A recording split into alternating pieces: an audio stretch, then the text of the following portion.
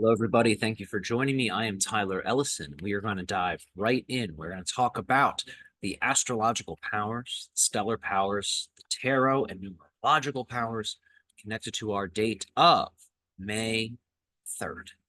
So, the star that's going to be impacting us comes from the constellation of Pegasus, Algenib.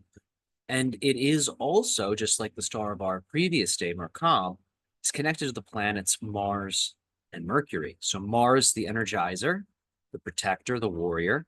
Mercury, god of commerce, merchants, and magic. So our previous day, on the second, very auspicious. Now we're going to see more of a malefic or shadow expression of these powers. So this is a star that is said to accompany ruin, specifically ruin of resources. So for black magic, of course, if you wanted to use this to destroy your enemy's resources, you could.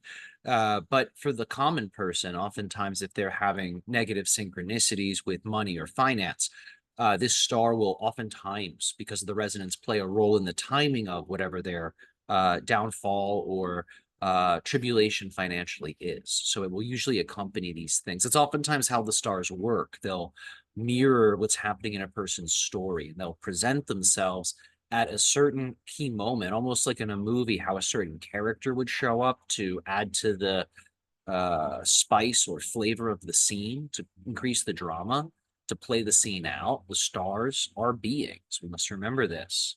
Very powerful beings. We are made of them.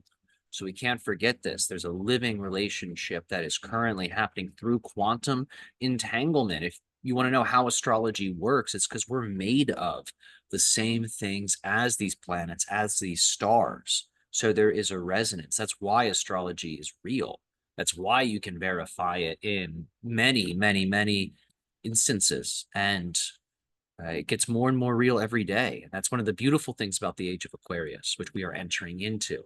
This is where we're going to see our ancient systems validated by science, by AI, by mainstream sources.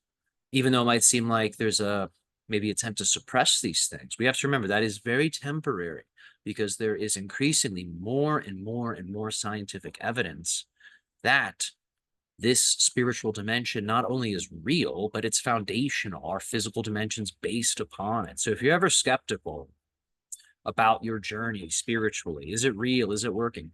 It is real and it is working, even if it doesn't always look like it. Now, let's talk about some of the other qualities of this star for Algenib. The idea of obstruction, being blocked on the journey, coming into an unexpected obstacle, having to use your strategic mind and your open heart to navigate that challenge.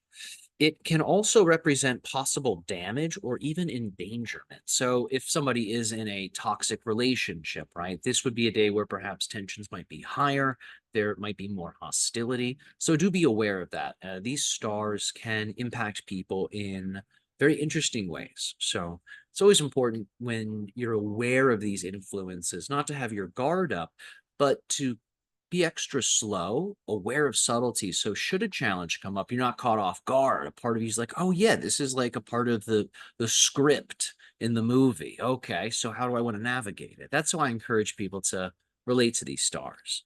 Now, in terms of the benevolent or benefic qualities connected to the star, we have the increasing in profits, the uniting of allies, and the increase in harvests. Now, with a star like this, these positive qualities are most emphasized when our luna, our moon, is waxing. So malefic stars, because they also possess yin and yang, positive, negative, these stars will respond to what's going on with the moon. So when Luna is waning, these stars tend to take on, the darker ones, that is, more of a malefic or evil quality. When Luna is waxing, this is when their positive side becomes more available. So that positive side is still available here. You can access it. What's important is, if you're going to draw upon this star, to ensure that you instruct it well. Tell it, please, almighty star, share with me your positive qualities. Shine those lights of goodness. May the obstacles that I face be subdued through your might and power. May the resources that I have be preserved, protected, and multiplied in a positive, prosperity, abundance-based way. I thank you so much for hearing this request and for carrying it out in such a beautiful, wonderful, correct, and perfect manner right here, right now. I thank you, Almighty Star, Algenib. And there we have it, right? This is a way to interact with them. This is a way to talk to them because that is a real connection. And when you speak to them with clarity and intelligence, they listen. So let's go a little deeper into the nature of this day. We're going to talk about the number of the day. We're going to talk about the tarot cards. The number of the day is 7, a Venusian number. So it is a number of pleasure. It is a number of sensuality. And it is likely wise during this time to use those things to bring beauty into what might be a challenging type of energy. Imagine that, right? There's stress, there's tension, but here you are finding pleasure in the simplest of things, finding beauty in the simplest of objects, things most people overlook.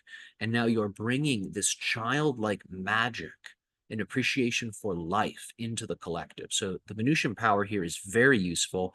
Venus can be seen as a type of malefic power in relationship to solar powers. So Venus and the sun can get along. They can have very passionate connections, but they are considered, especially in yogic astrology, to be enemies, right? And this again is because Venus rules Libra, constellation of the western direction, which is where the sun sets. That's one of the reasons that is said that Venus is the enemy of the sun. Our tarot card of the day is that of the Hierophant. So the Hierophant is all about traditional approaches to life, oftentimes conservative approaches to life, and that's going to be very useful with some of these financial, you could say, vibrations connected to Algenib, right? There's this sense of maybe resources not being stable, right? That's one of its indications. So with the power of the Hierophant, you can utilize the knowledge of those who have success in many areas where you'd like to be successful, and you can research and read their work, listen to their podcasts, whatever you have to do, and start to adapt and adopt those things into your life. And that's going to help you in so many areas. We all learn from each other, and everybody has a specialty. So it's important to learn from many teachers. That's one of my biggest recommendations to people. Take in as much as you can from people who teach subjects that you might not be interested in at first, but if you were to learn them, you would get the upper hand in a lot of life situations because you'd have the skills to navigate. Sometimes skill learning, it's not pleasant because it's work, it's repetition, and we don't always like that.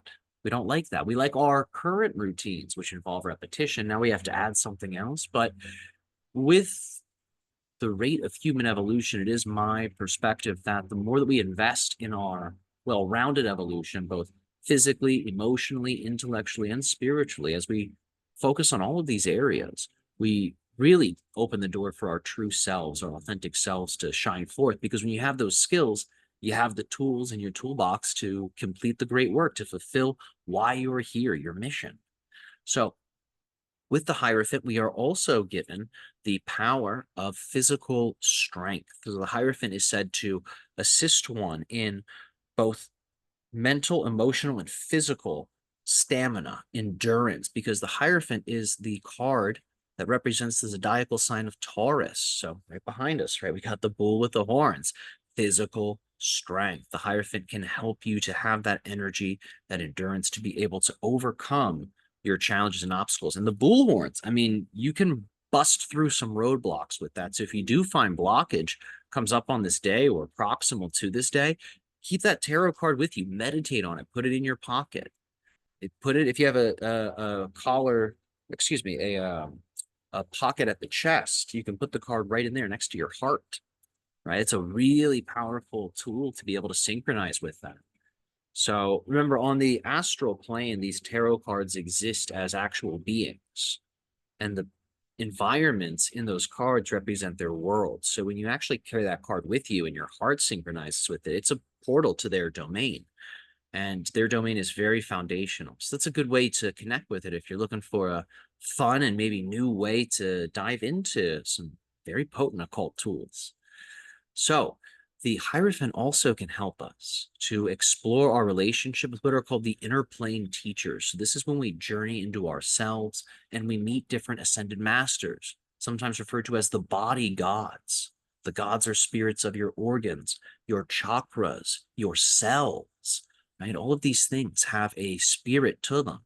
They may not have a soul in the classical sense, but they have at minimum a spirit. Some people would say they do have a soul. I've heard many perspectives on the soul and if the soul is only a human thing. Do other entities have one? And it's an interesting question. I think that we are not the only beings that have souls by no stretch of the imagination. I would say there are certain things, maybe like a crystal, perhaps it does not have a soul, but it has a spirit, a type of personality to it that represents really what and who it is as a being, as a creation, right? And if it had a soul, it would be more emotional, more feeling. It would, in a sense, how would I describe it? It would have the ability to evolve outside its current domain of consciousness. So right now, a mineral being, a crystal, is connected to the mineral kingdom, the world of metal. So a being with a soul would theoretically be able to evolve from that kingdom into another kingdom, right? So the higher kingdom for a mineral being would be the plant kingdom because the plants pull the minerals up. The plant's next kingdom would be the animal kingdom, and the animal's next level would be the human kingdom. What's next for humans? A lot of people are speculating right now. And I have a feeling that what we depict as aliens or angels, I feel that this is what we are moving into. So let's take a quick look at the notes, see if there's anything else to cover in this video. I think we've really nailed it. So my friends, thank you for watching. I hope you enjoyed this, and I will see you tomorrow for our next video. Be well and have a beautiful day. Take care.